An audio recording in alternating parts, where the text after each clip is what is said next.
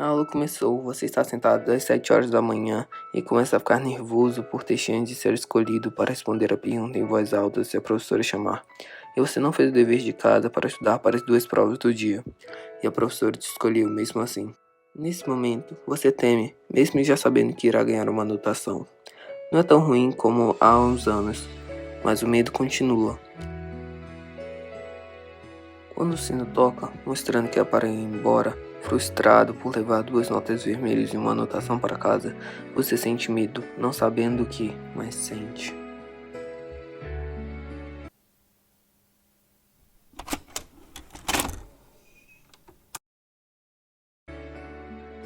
Essa história que eu acabei de narrar é um exemplo de como o medo está presente em coisas bobas do cotidiano. Se você vive, em algum momento, teve medo de algo que aconteceu na sua vida e passou por uma grande perda, uma humilhação, dor ou até pensou que momentos agradáveis nunca iriam acabar. Na minha visão, coisas assim são representações do medo. Esse sentimento, o medo, nos acompanha antes de cada um de nós existir. Isso vem de muito antes, de momentos em que a raça humana ainda tinha que lutar para se alimentar. E aconteceu o seguinte, aqueles que temiam ou fugiam eram os que sobreviviam e passaram seus genes adiante, assim criando mais medrosos.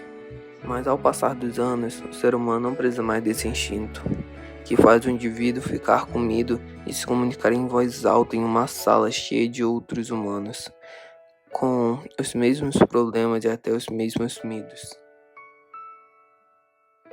Eu tenho certeza de que só você ter ouvido essa historinha do início, você sentiu a sensação de dividir os mesmos medos com alguém.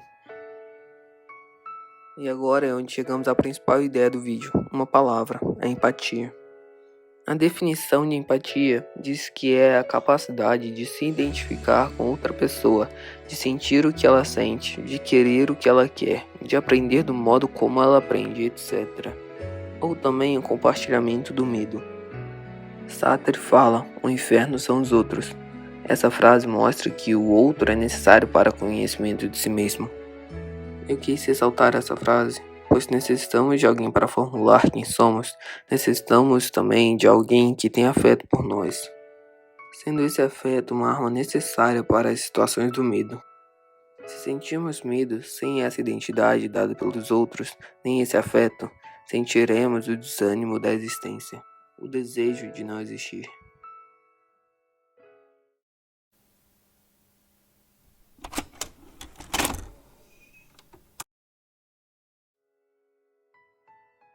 Outra palavra que você provavelmente já ouviu é a nostalgia.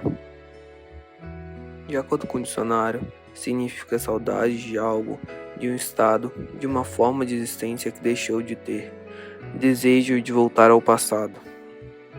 A nostalgia pode ser um tipo de medo, medo das coisas que não voltarão, ou pior, nunca mais serão como antes. Mais simples ou até mais alegres. A ideia de que você pode estar piorando sua existência nesse exato momento, comparada à sua vida no passado, cansa e é algo normal, com as responsabilidades aumentando. Isso faz você ter uma melancolia ao passado, pela nostalgia de tempos melhores que não voltarão. E tem algo muito pior do que a nostalgia, são os traumas reprimidos. Aqueles que nos fazem repensar 4 vezes antes de fazer algo que nos marcou para o ruim. Aquilo que se remete ao passado.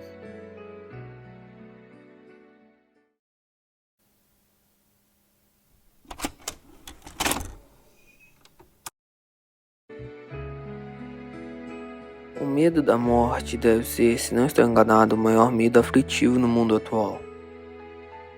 E o medo da morte pode ser tão absurdo, pois nós não temos a mínima ideia do que é a morte. Nós só concebemos que o corpo pare de funcionar em um heptosegundo. E de um instante para o outro, é impossível se comunicar com o falecido. A pergunta que fica sobre o futuro é a seguinte: e depois? O que vai acontecer depois da morte? Terá tido algum sentido a vida para ter aguentado tanto? Isso gera ansiedade, incerteza em relação ao futuro, a incerteza de ter um futuro próspero para levar a vida, se vale a pena continuar.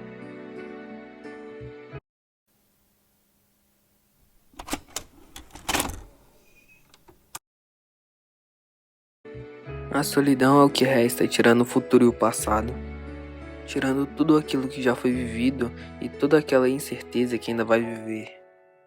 Vão sobrar instantes onde o instante dará o seu próprio sentido. Ele não precisa de uma história ou de um certificado para existir.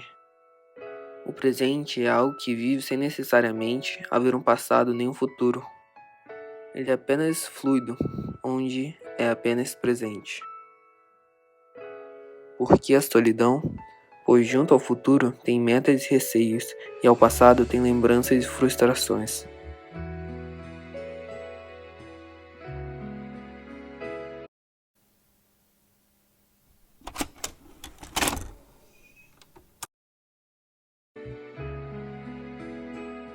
Eu não quero que você assista esse vídeo e apenas pense no negativo. Não.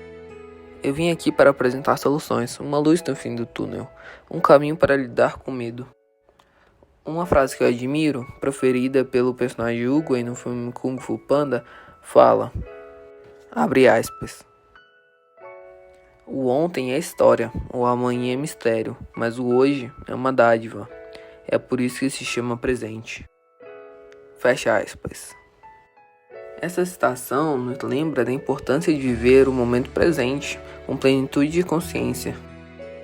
Quando enfrentamos o medo, é fundamental reconhecer que possuímos recursos internos para superá-lo. Devemos nutrir a coragem dentro de nós e buscar apoio quando necessário. Construir uma rede de pessoas que nos apoiem e compreendem é essencial para enfrentar os desafios que o medo nos impõe.